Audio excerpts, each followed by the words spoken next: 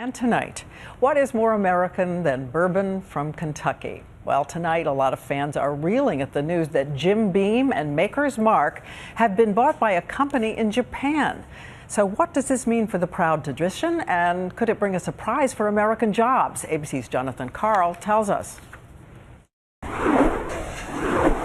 It's the quintessential made-in-America product, Kentucky bourbon. None more famous than Maker's Mark and Jim Beam, a brand almost as old as America itself. Today, the men and women who make the stuff are trying to understand what it will mean to be working for the Japanese company made famous in the 2003 movie Lost in Translation. For relaxing times, make it Suntory time.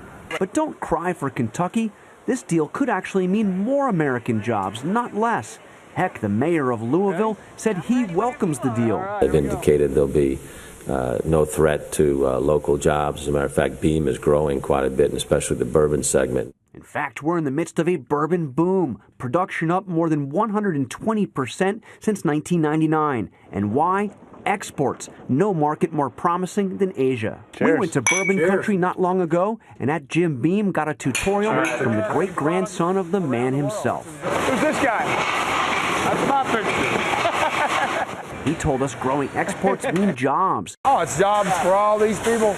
We're selling American products around the world, which is great. Even before the deal, Beam, with a little star power, was aggressively marketing in Asia. Cool bourbon. Now Beam and Maker's Mark will be owned by Japan's biggest beverage company, one with the plans and know-how to sell more bourbon in Asia. Bourbon made right in Kentucky. Remember, this is one product that can't be outsourced. Bourbon, by definition, must be made in America. Jonathan Karl, ABC News, Washington. Make sure it's made in Kentucky.